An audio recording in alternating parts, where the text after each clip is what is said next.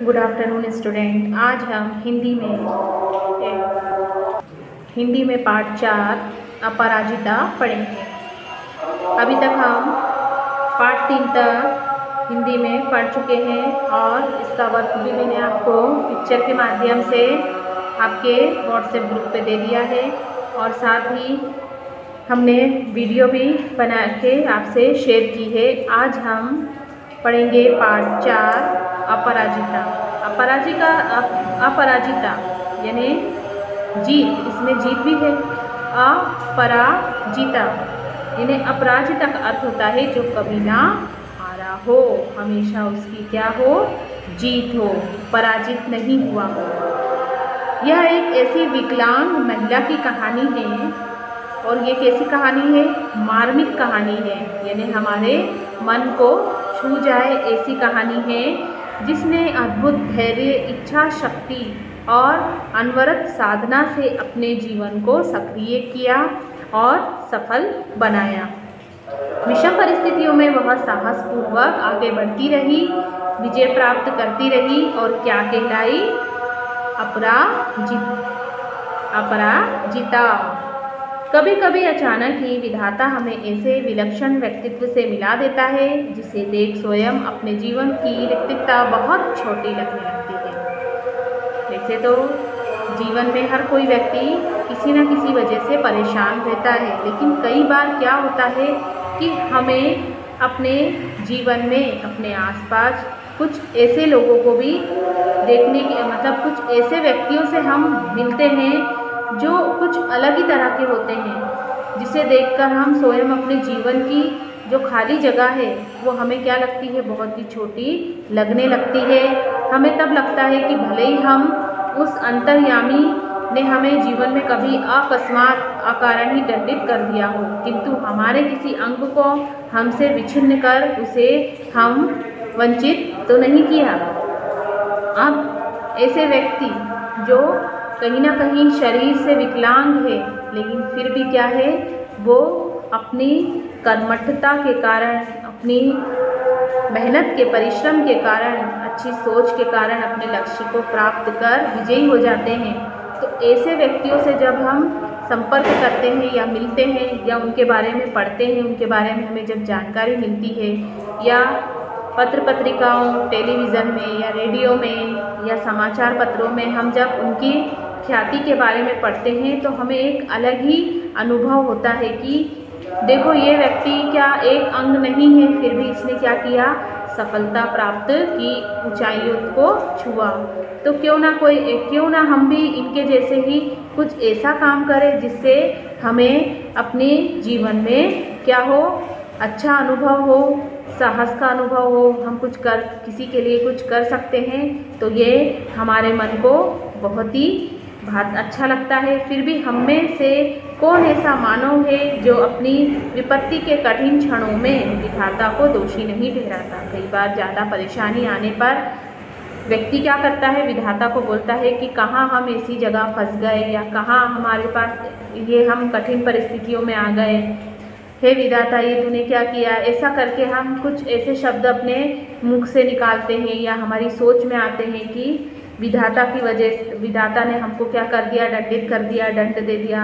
तो मैंने कभी पिछले ही महीने ऐसी अभिशप्त काया देखी जिसे विधाता ने कठोरतम दंड दिया, किंतु वह उसे नतमस्तक आनंदी मुद्रा में झेल रही है, विधाता को कोसकर नहीं, विधाता को कोसकर नहीं। मतलब उसके पैर कैसे है, अपंग है, फिर भी वो खुश है और उसके लिए वो विधाता को कोस नहीं रही, बल्कि उसे आनंदमयी अनुभूति है, उस खुश रह रही है, खुश रहने की कोशिश कर रही है और आगे वो इस बात से निराश भी नहीं है कि उसके साथ ऐसा हुआ है। ऐसा किसने कहा, जिसने ये पाठ लिखा, जिस लेखक ने जब इससे मुलाकात की, इससे बातचीत की, तो देखा कि वो लड़की कुछ अलग ही तरह की थी। उस कोठी का अहाता एकदम हमारे बगले के अहाते से जुड़ा था जहाँ वो रहने आई थी। अपनी शानदार कोठी में उसे पहली बार कार से उतरते देखा तो आश्चर्य से देखती ही रह गई, ऐसा लेखिका ने बताया। कार का द्वार खुला। एक बूढ़े ने उतरकर पिछली सीट में से एक व्हील चेयर निकालकर सामने रख दी और भीतर चली गई। वृद्धा ने क्या किया, पिछली सीट से एक व्हील चेयर, जिसके पैर थोड़े से खराब होते हैं तो वो किसका सहारा लेते हैं, व्हील चेयर का सहारा लेते हैं, तो ठीक वैसे ही उसने किया। फिर वो पीछे चली गई। दूसरे ही क्षण धीरे धीरे बिना किसी सहारे के कार से एक युवती ने अपने निर्जीव धड़ को बड़ी दक्षता से नीचे उतारा और फिर बैसाखियों से ही चेयर पर जा पहुंचकर उस पर बैठ गई और बड़ी तटस्थता से उसे स्वयं चलाती हुई कोठी के अंदर चली गई।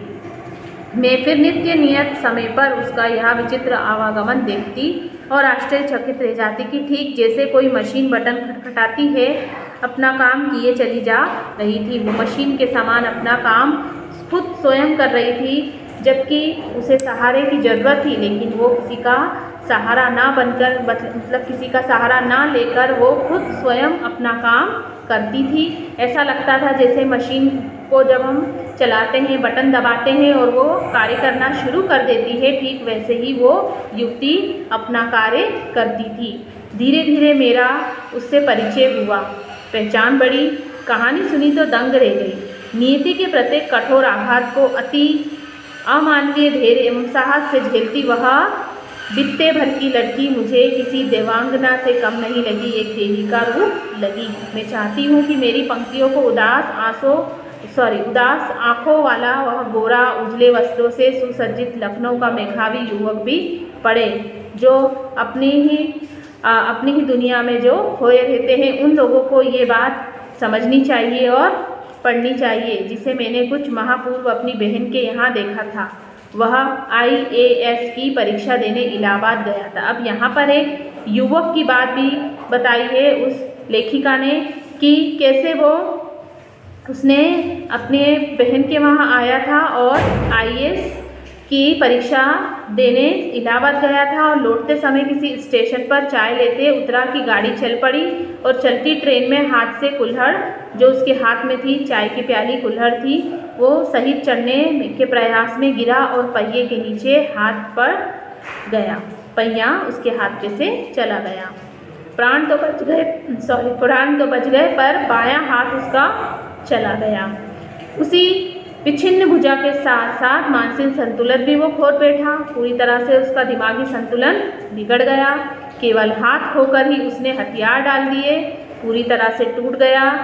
इधर चंद्रा, जिसका निचला धड़ है निष्प्राण मांसपिंड मात्र सदा उत्फुल्ल है, चेहरे पर विषाद की एक रेखा भी नहीं है। उसको इस बात का दुख नहीं है कि उसका नीचे का धड़ कार्य नहीं करता है। बुद्धिदीप्त आंखों में अदम्य उत्साह है उसके अंदर, प्रतिफल प्रतिक्षण भरपूर उत्कट जीविशा और फिर कैसी महत्वाकांक्षा है। उसकी सोच भी बहुत ऊंची है और बहुत अच्छी है, यहाँ तक कि वो परिश्रमी है और उसे किसी बात का कोई दुख नहीं कि वो अपंग है। एक तरफ तो वो युवक है और दूसरी तरफ ये युवती। मैडम, आप लखनऊ जाते ही क्या मुझे ड्रग रिसर्च इंस्टीट्यूट से पूछ कर ये बताएंगे कि क्या वहाँ आने पर मेरे विषय माइक्रोबायोलॉजी से संबंधित कुछ सामग्री मिल सकती है, ऐसा उस युवती ने उस लेखिका से कहा। इसके अलावा क्या कहा कि आप कह रही थी कि आपके दामाद हवाई के ईस्ट वेस्ट सेंटर में हैं, क्या आप उन्हें मेरा बायोडाटा भेजकर पूछ सकेंगे कि मुझे वहाँ की कोई फेलोशिप मिल सकती है। यहाँ कभी सामान्य सी हड्डी टूटने पर या पैर में मोच आ जाने पर ही प्राण ऐसे कंठस्थ हो जाते हैं कि विपत्ति का आकाश ही सिर पर टूट पड़ता है। जब व्यक्ति कोई चोट लग जाती है या हाथ पांव दर्द करने लगते हैं तो ही उसके चेहरे पर सल आ जाते हैं, चेहरा उदास हो जाता है और बार बार वो उस चोट को, उस दर्द को नहीं सह पाता और बार बार उसके बारे में ही बात करता है। एक और तो ऐसे व्यक्ति हैं और दूसरी तरफ इस युवती को जब देखते हैं तो इसके साथ तो देखो जीवन में कितना बड़ा वो किया है, फिर भी ये आगे अपने कोशिशें जारी रखते हुए अपना कार्य किए जा रही है। इधर यह लड़की है कि उसका निचला धड़ शून्य है और बोटी बोटी फड़क रही है। आजकल वह IIT वर्तमान में मद्रास में, मतलब चेन्नई में है। पहले मद्रास नाम की जगह पे था, अब मद्रास का नाम बदल कर क्या हो गया है, चेन्नई हो गया है। वहाँ काम कर रही है। कहाँ पर काम करती है ये, चेन्नई में IIT में।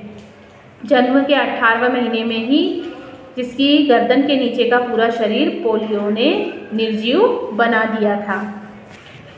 उसने किस अद्भुत साहस से नियति को अंगूठा दिखा अपनी थीसिस पर डायरेक्ट क्या कर दी, डॉक्टरेट ले ली।